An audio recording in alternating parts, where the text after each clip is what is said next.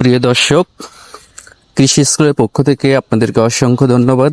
আজকে আমরা আপনাদের জন্য যে টিউটোরিয়ালটা দেব সেটা হচ্ছে যে আপনার বিশেষ করে যারা ছাগল পালেন এবং গরু পালেন, হ্যাঁ, খামার আকারে নয়, পারিবারিকভাবে, তাদের জন্য আজকের ভিডিওটা একটা স্পেশাল ভিডিও হতে যাচ্ছে। কেননা আমরা বর্তমানে বাংলাদেশে বর্ষাকাল চলতেছে এবং এই সময়ে প্রচুর পরিমাণে মশা এবং মাছের উপদ্রব বেড়ে যায়। বিশেষ করে খেয়াল করে দেখুন এই ছাগলটা কেমন মানে বিরক্ত হয়ে যাচ্ছে প্রতি সেকেন্ডে, কারণ এখানে প্রচুর পরিমাণে মশা ওকে অ্যাটাক করতেছে প্রতি সেকেন্ডে। তো আপনিও নিশ্চয়ই জানেন, আপনি যদি ছাগল থাকে তো এই ধরনের সমস্যা ফেস করতেছেন।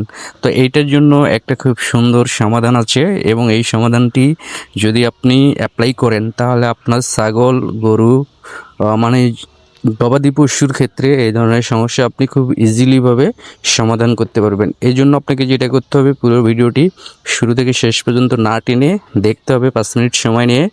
এবং আপনাদের কাছে রিকোয়েস্ট থাকবে ভিডিওটি শুরু থেকে শেষ পর্যন্ত দেখার জন্য।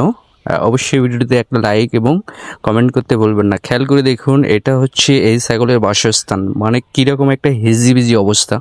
তো প্রথম কথা হচ্ছে, এই ধরনের হিজিবিজি বা সংকীর্ণ জায়গাতে ছাগল রাখবেন না, কারণ এখানে মশা মাছির বেশি আক্রমণ বা উপদ্রবটা বেড়ে যাচ্ছে। হ্যাঁ, তারপরে দেখেন এখানে মাটিতে কি পরিমাণ আবর্জনা, ময়লা আবর্জনা। হ্যাঁ, তো এর বাসস্থানটা আগে পরিষ্কার পরিচ্ছন্ন নিশ্চিত করতে হবে। যদি আপনি 100% মশা মাছি তাড়াতে চান, আপনি যত প্রকার রাসায়নিক মেডিসিন ব্যবহার করেন বা ঘরোয়া পদ্ধতিতে মশা মাছি তাড়ানোর চেষ্টা করেন, সেটা কিন্তু পারবেন না যদি তার বাসস্থান আপনি সঠিকভাবে মানে পরিষ্কার পরিচ্ছন্ন নিশ্চিত করতে না পারেন।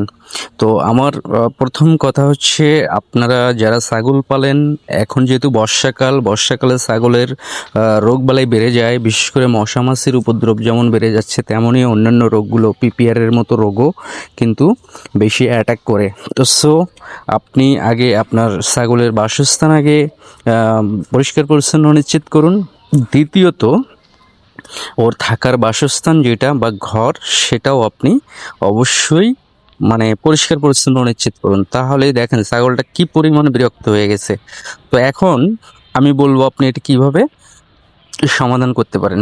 প্রথম কথা হচ্ছে, আপনার অন্য কিছু করার দরকার নেই। বাজারে ফিনিক্স লিকুইড একটা মেডিসিন পাওয়া যায়, এটা হচ্ছে 400 ml এর বোতল হয়। এই বোতলটা হচ্ছে আপনার 130 থেকে এলাকা ভেদে 170 টাকা পর্যন্ত দাম নিতে পারে।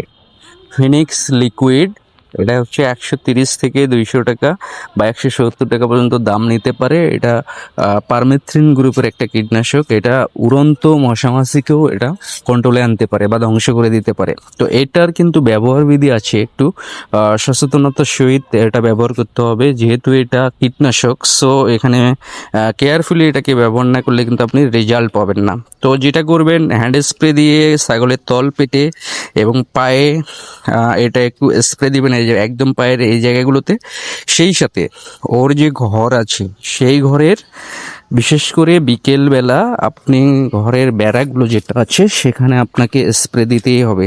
তাহলে কিন্তু আপনি এই সমস্যার থেকে সমাধান করতে পারবেন। তো আশা করি বিষয়টি আপনাদের ভালো লেগেছে এবং আপনার ছাগলের খামারে কাজে লাগবে। তো যদি ভিডিওটি ভালো লেগে থাকে অবশ্যই কমেন্ট করে জানাবেন এবং সেই সাথে ভিডিওটি কোথায় থেকে দেখছেন সেটা জানাতেও ভুলবেন না। এবং আপনি যদি আমাদের চ্যানেলে নতুন হয়ে থাকেন অবশ্যই চ্যানেলটি সাবস্ক্রাইব করে পাশে থাকা বেল আইকনটি প্রেস করে দেবেন। সেই সাথে কৃষি স্কুলের সাথেই থাকুন। দেখা হচ্ছে পরবর্তীতে নতুন কোনো জায়গায়, নতুন কোনো বিষয়ে, নতুন কোনো ভিডিওতে। হ্যাঁ, তো আপনাদের ছাগলের বাসস্থান অবশ্যই পরিষ্কার পরিচ্ছন্ন রাখবেন। বর্ষাকালে ছাগলের রোগবালাইয়ের প্রকোপ বেড়ে যায়, মশা মাছির আক্রমণ বেড়ে যায়।